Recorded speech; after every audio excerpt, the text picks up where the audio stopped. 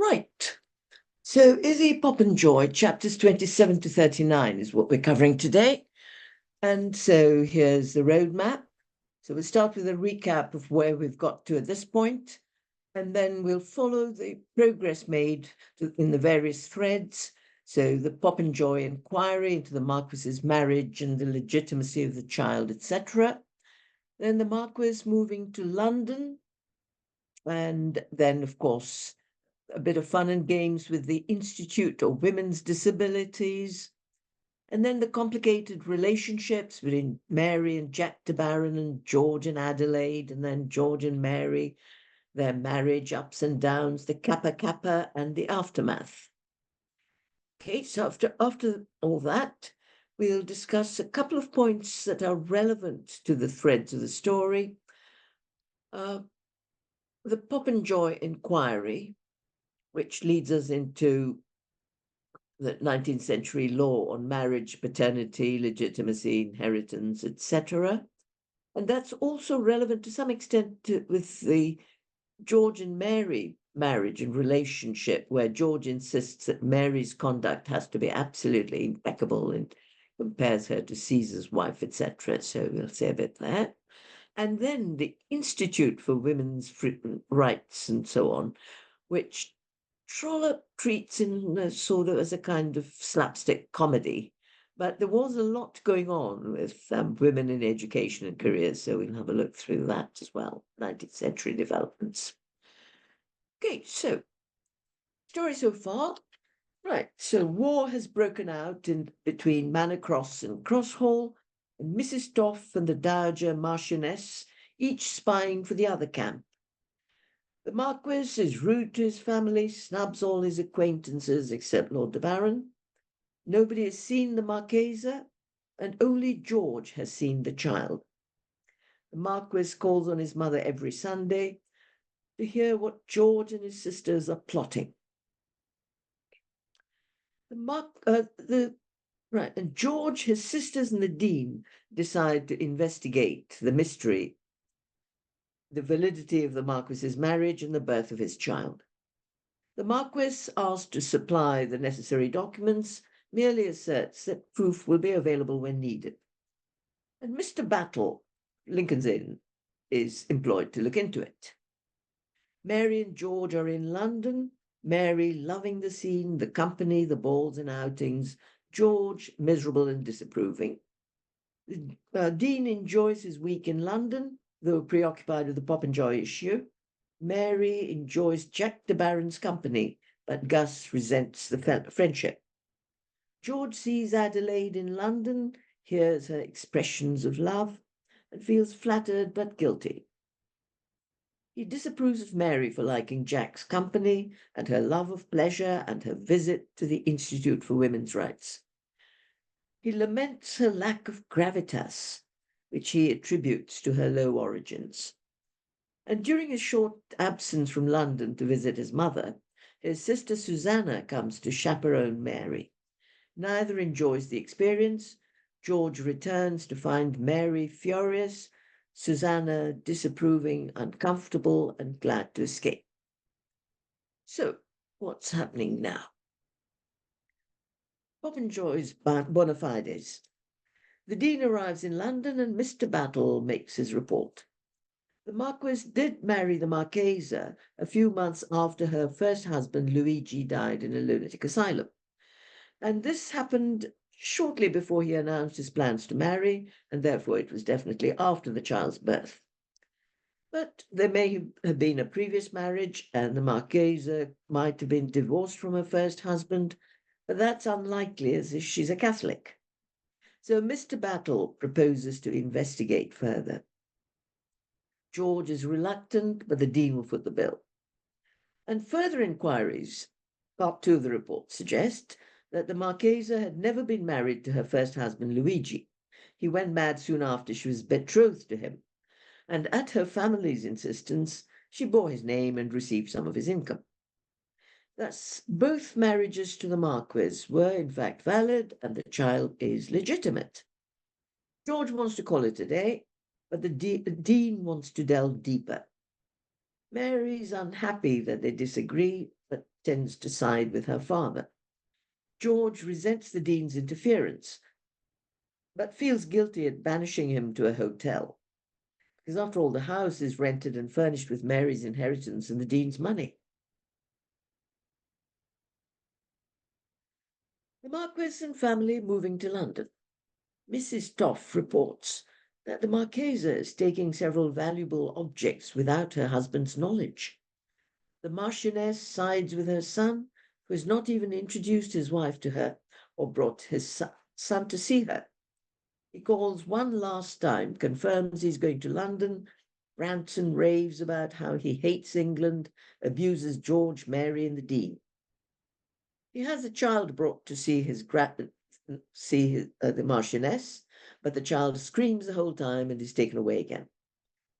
The departure of the Marquis with family is the subject of much speculation in Brotherton.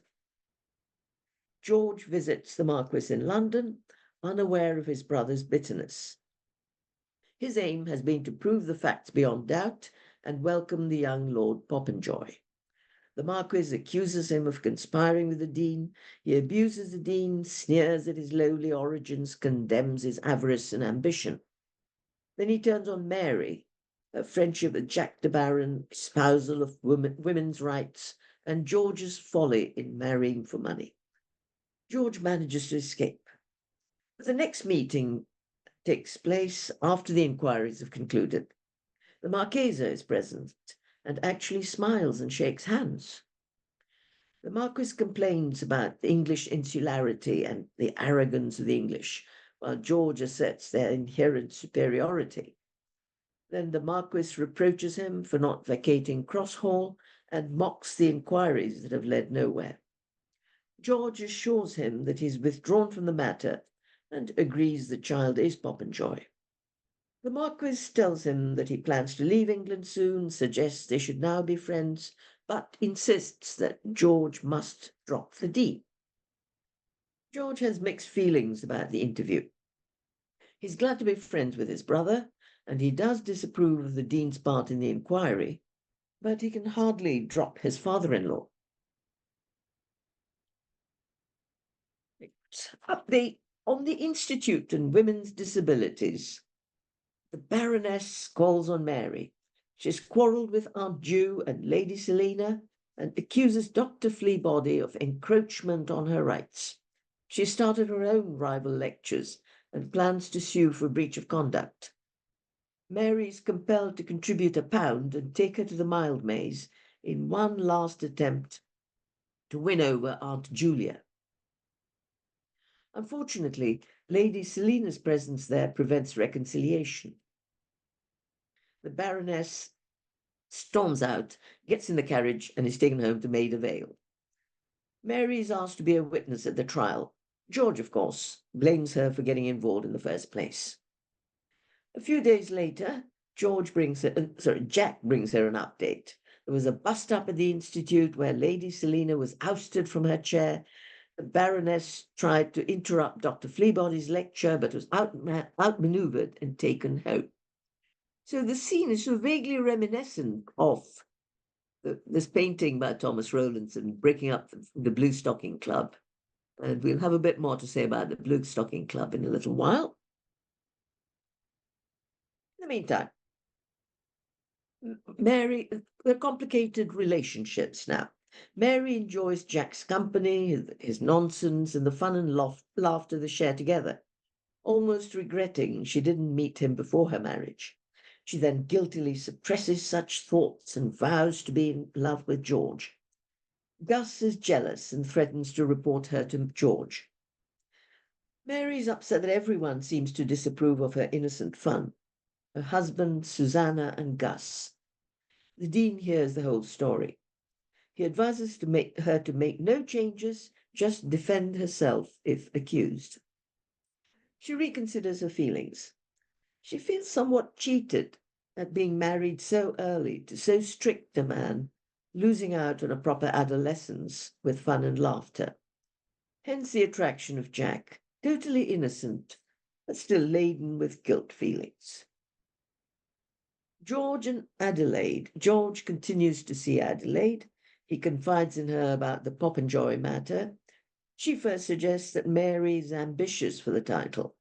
And when told that's not the case, promptly accuses Mary of lacking proper ambition for her husband and hence incapable of true passion or love. She swears she would have supported George to the hilt and expresses regret at having refused his offer of marriage all those months ago. His feelings are mixed. His excitement, guilt, fear of discovery, and above all, losing the moral high ground. Then her letter to him is accidentally seen by Mary, and he tells Adelaide they must forget the past. She rants and raves and then, rather carelessly, overplays her hand by attacking Mary. He asserts that his wife is all that matters to him and leaves abruptly. He's worried that she will add to the rumours about Mary and Jack, and rather irrationally blames Mary for the injury to his honour. He wants to take her away immediately, but fears the Dean. Now, Mary has tried to be a good wife. She remembers her father's advice about pleasing her husband in material comforts, and complying in outward things to gain influence and supremacy. George, unfortunately, is indifferent to his comforts, unhappy about the London house, and continually criticizes her for want of discretion and love leisure. However, he behaves with restraint when it comes to money. He could easily appropriate Mary's income and use it to support his family in Brotherton, rather than letting Mary have a house in London. He respects the agreement made before marriage. He was persuaded to marry for her wealth, but is extremely uncomfortable about living on her money. Then comes the uncompromising love letter from Adelaide. Mary is furious and upset, but forgives her husband.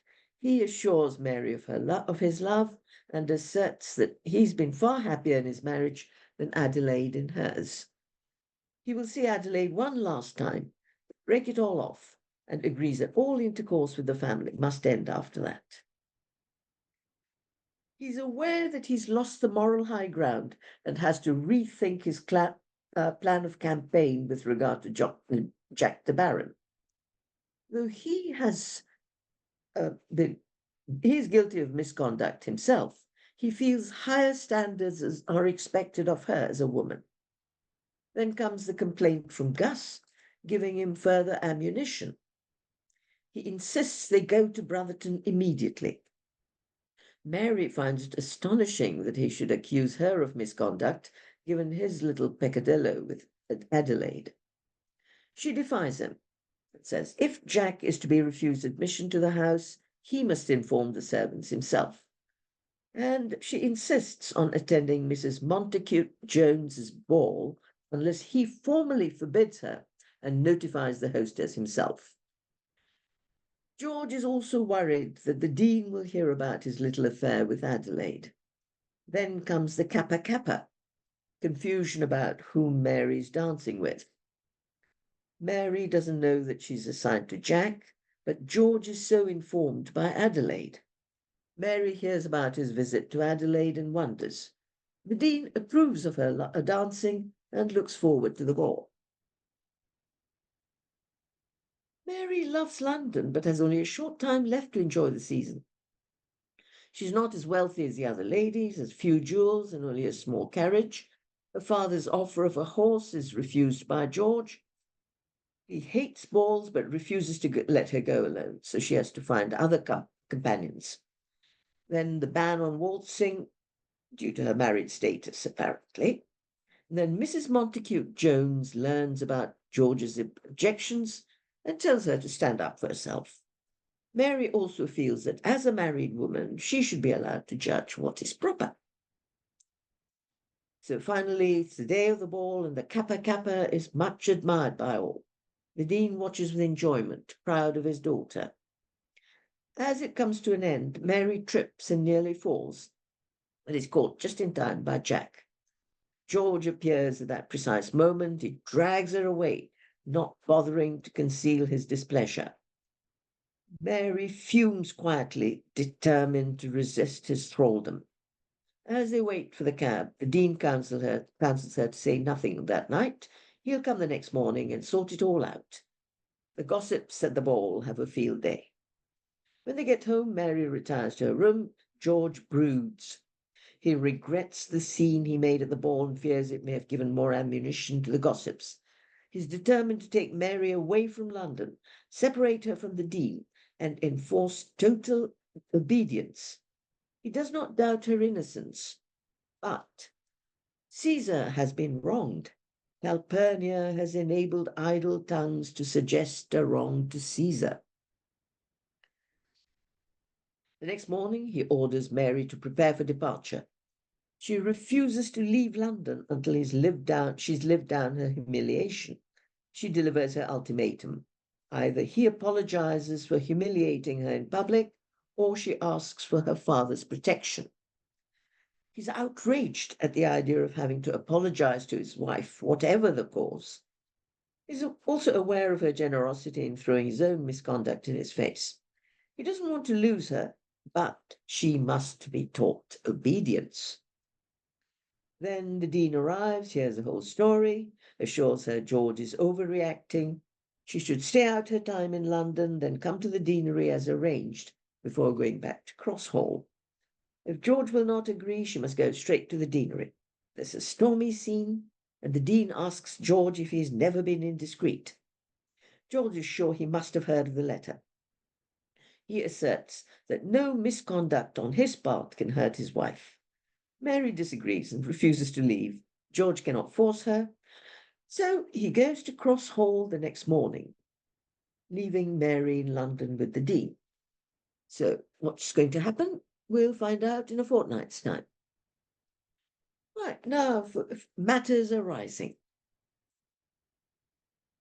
In Victorian times, the wife's conduct within marriage was very important. Adultery in a woman was extremely serious, as it could mean that a child born to her might not be the husband's, and therefore would wrongfully inherit the family estate. This was the justification for George's claim that Mary's behaviour had to be seen to be exemplary, while he could be excused his little affairs with Adelaide. The law at the time allowed a husband to divorce his wife for adultery alone, but a wife would need some other reason on top, cruelty or desertion. The contradictions in English law also meant that children born one day before the parents' marriage remained illegitimate for life, while those born one day after the wedding had the full benefits of legitimacy. Hence the importance attached to the date and validity of the Marquis's marriage. Children could not gain legitimacy even if their parents married after their birth. And even having the wrong name on the marriage license was enough to nullify the marriage. Honest mistakes couldn't be remedied. Example, where a spouse is assumed dead, say in war, and later turns out to be alive. And efforts to change the law faced strong opposition in the House of Lords, understandably enough. And this theme comes up in several Victorian novels. In Castle Richmond, for instance, the Mollets, a father and son, are blackmailing Sir Thomas Fitzgerald. Mr. Mollet was Lady Fitzgerald's first husband, believed dead, now very much alive. And this news, if published, will render her second marriage invalid and disinherit their children in favour of a relative. Fortunately, it turns out that Mollet was already married when he pretended to wed Lady Fitzgerald, so that marriage was null and void. The marriage to Sir Thomas is legal, therefore their children are legitimate. Thank heavens for that. And in No Name, Wilkie Collins, teenagers Nora and Magdalen Vanston discover after their parents' death that they're illegitimate. Mr. Vanston's earlier marriage to an American meant that he could not marry again until she died, which happened a few months previously. Mr. Vanston had intended to make a new will, but died before he could do that, so the family wealth goes to a distant cousin. And it comes up in several other novels as well. Right, now let's look at women in education and the professions. Up to about the 17th century, the only education girls received was about matters that would enable them to run a household. And in richer families, they may also have been taught languages, music, and dancing. But later in the century, the rising merchant classes educated their daughters to help with the family business. Merchants often left their businesses to their wives in their wills, which shows that women were well enough educated to fulfill these roles, and also that education in a wife might be an advantage. Nunneries across the land acted as a sort of elementary and finishing school for girls. One example of a highly educated 17th century woman is Aphra Behn, a playwright and poet. Charles II employed her as a spy in Antwerp in 1666 during the time of the Second Anglo-Dutch War. Virginia Woolf mentions in her writings that she found her an inspiration. So that's up to the 17th century. Unfortunately, in the 18th century, progress was hampered by the separate spheres theory. Men and women had separate roles in life, and many young women found this annoying. So look at a few examples of the things that were said. A woman should display only a general tincture of knowledge so as to make her agreeable to a man of sense. And then John Gregory's advice to his daughters: if you happen to have any learning, keep it a profound secret, especially from men who look with a jealous and malignant eye on a woman of cultivated understanding. Lord Byron and Coleridge poured scorn on the blue stockings, and William Hazlitt was blunt. The blue stocking is the most odious character in society. She sinks where she's placed like the yolk of an egg, to the bottom, and carries the filth with her. There were exceptions. Samuel Johnson, for all his failings, wrote of Elizabeth Robinson: she diffuses more knowledge than any woman I know, or indeed almost any man. Conversing with her, you may find variety in one. Let me go on to the blue stockings in a minute. I want to show you this picture of Richard Samuel. It's the 9 characters of the muses in the Temple of Apollo. And the women who are posing as muses are actually the first blue stockings. Oops, sorry, I haven't quite finished with this one. Excuse me. The Blue Stocking Society of England emerged in about 1750 and survived till the end of the 18th century. James Boswell wrote, "It was much fashion for ladies to have evening assemblies where the fair sex might participate in conversation with literary and ingenious men, animated by a desire to please. These societies were denominated Blue Stocking Clubs. One of the most eminent members of those societies was Mr. Stillingfleet, whose dress was remarkably grave, and in particular it was observed that he wore blue stockings." And among those who known to have attended such events were Samuel Johnson, Edmund Burke, David Garrick, and Horace Walpole. Usually the only topic off limits was politics. They could discuss everything else. By the close of the 18th century, the blue stockings their objectives were almost entirely frustrated, and the label was used to attack women of intellectual abilities. Right now we come to the 19th century. Working class girls had access to dame schools or Sunday schools run by the church charities, and they learned reading, writing, arithmetic, and domestic skills such as needlework. And even uneducated working class women had practical skills, because their daily life would involve buying, selling, bartering, and managing debts, which would all have to be calculated mentally. There were no calculators, so it's an impressive feat both of numeracy and memory. It was believed that academic study was against women's nature and that too much knowledge could affect their fertility. Church leaders were against higher education of women because they said it went against the teachings of the Bible. But by the beginning of the 19th century, the Industrial Revolution provided increased opportunities to men, and women wanted the same opportunities. In 1823, the Mechanics' Institute in London was opened to provide lectures for working men that they could attend outside of their work. And by 1830, these were available to women as well. 1850, the North London Collegiate School opened, the first school in England to give girls the same opportunities as boys. Queen's College in Harley Street in 1848 provided governesses with a marketable education. And then the 1880 Education Act made education compulsory for all children between the ages of 5 and 10, with government funding available. Many boarding schools were established for girls, such as Cheltenham Ladies College in 1853 and Rodine 1885. And pioneering headmistresses at these early schools switched the focus to academic excellence and higher ambitions.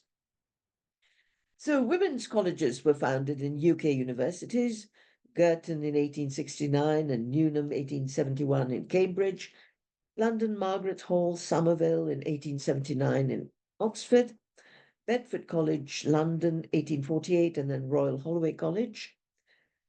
In Edinburgh, the Watts Institution and School of Arts, later Heriot Watt University, started admitting women.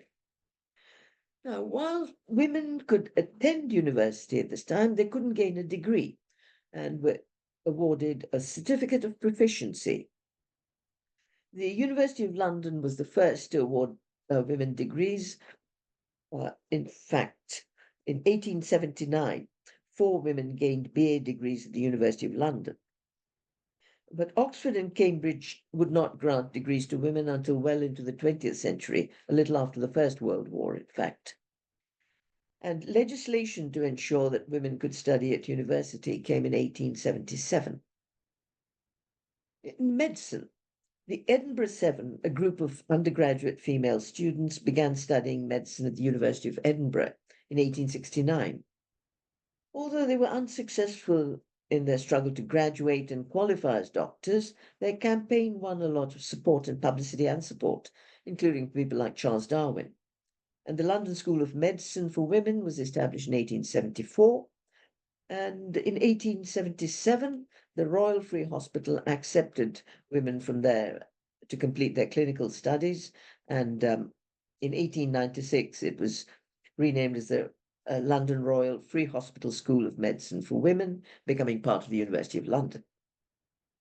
And so here are 2 women, the first 2 to qualify as doctors. Elizabeth Blackwell, we'll say something more about her later, but she took her medical degree in 1849. Elizabeth Garrett Anderson got the certificate of the Society of Apothecaries in 1865, which did allow her to practice medicine. So now let's go on to women in the professions. Now, the Industrial Revolution, most working class women in Victorian England had to work to support their families, either in factories or domestic service or in family businesses or home-based work for factories like making clothes and shoes, preparation of snacks to sell outdoors. But upper and middle class women could only work as governesses or school teachers. And once telephones became common, telephone operators were needed, and positions such as salesgirls, secretaries, and librarians became available in the late 19th century. But professional jobs like lawyers and civil servants remained closed to the women through most of the 19th century. Nursing and medicine became available, though very few women actually rose to the ranks of practicing doctors. Florence Nightingale succeeded in modernizing the nursing profession, promoting training for women and teaching them courage, confidence, and self-assertion, which was very much needed in those days. And as we saw before, in 1849, Elizabeth Blackwell was born in London, in Britain, and whose family emigrated to the US, became the first woman to get a medical degree. In 1865, Elizabeth Garrett Anderson passed the Society of Apothecaries exam and gained a certificate which qualified her to practice. But the society promptly changed its rules to prevent other women entering the profession in this way. In 1870, she was made visiting physician to the East London Hospital, and And though she took a medical degree from the University of Paris, that was not recognized by the British Medical Register.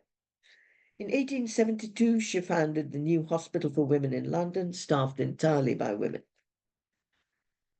Actually, women had better success in mathematics and the physical sciences. Caroline Herschel, this lady here, top left, um, was an astronomer. She was sister of William Herschel, the Astronomer Royal. She discovered several comets on her own and published a comprehensive revision of the star catalogue.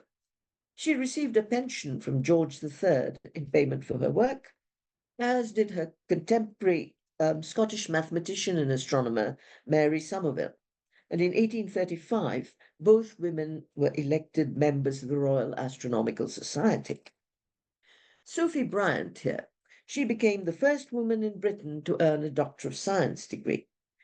And she was elected to the London Mathematical Society, published her first paper with the Society in 1884. In 1898, Margaret Murray became the first woman lecturer of archaeology in the United Kingdom. And Hertha Ayrton here, she was elected the first female member of the Institution of Electrical Engineers in 1899. So, much as Trollope may have disapproved, the world was changing and women were making inroads into areas traditionally dominated by men. And this was happening not only in the UK, but all over Europe, US, and the rest of the world. So that is all I have to say on the subject. But before we finish, just a few questions which might possibly prove interesting points to discuss. And George Germain, first of all, I found him a very complex character, reflecting attitudes prevalent at the time, possibly also his upbringing and family circumstances.